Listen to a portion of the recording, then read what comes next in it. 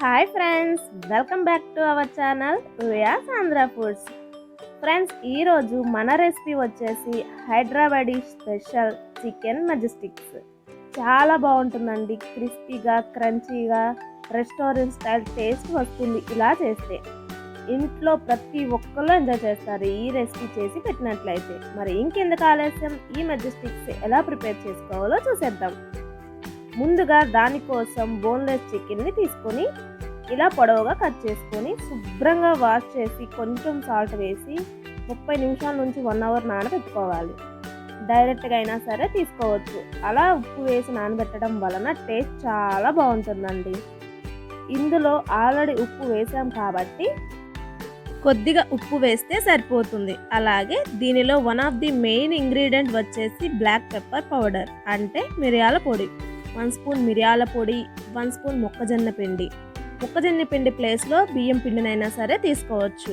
అలాగే 1 స్పూన్ అల్లం వెల్లుల్లి పేస్ట్, 1 ఎగ్ తీసుకొని బాగా మిక్స్ చేయండి.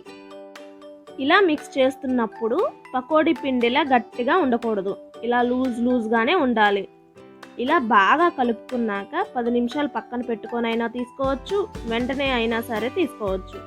ఇప్పుడు డీప్ ఫ్రైకి సరిపడా ఆయిల్ని తీసుకొని బాగా వేడి అయ్యాక మంట మీడియం ఫ్లేమ్లోకి టర్న్ చేసుకొని ఇలా ఒక్కొక్కటిగా వేసుకోండి. క్రిస్పీగా అయ్యేంత వరకు ఫ్రై చేసుకోవాలి.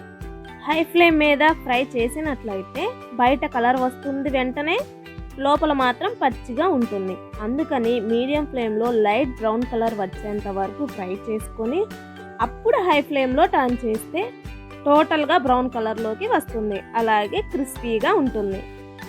చూడండి, ఇలా పర్ఫెక్ట్గా బ్రౌన్ కలర్ వచ్చాక ఇప్పుడు ఒక ప్లేట్లోకి తీసుకొని మిగతా చికెన్ కూడా ఇలాగే ఫ్రై చేసి ప్లేట్లోకి తీసుకొని పక్కన పెట్టుకుందాం.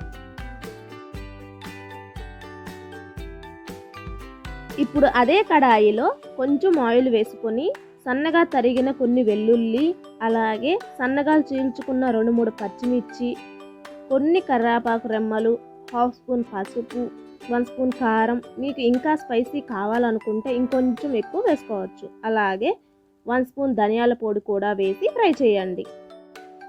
ఇప్పుడు దీనిలో 3 లేదా 4 టేబుల్ స్పూన్ ఇలా స్మూత్గా బీట్ చేసుకున్న పెరుగుని తీసుకొని బాగా మిక్స్ చేయండి.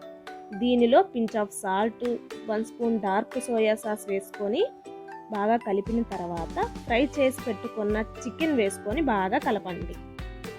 సాసెస్ మొత్తం చికెన్ అబ్జర్వ్ చేసుకున్నంత వరకు ఫ్రై చేసుకోవాలి. ఇప్పుడు కొత్తిమీర వేసి ఒక్కసారి కలిపి వేడివేడిగా సర్వ్ చేసుకోండి. చాలా బాగుంటుంది.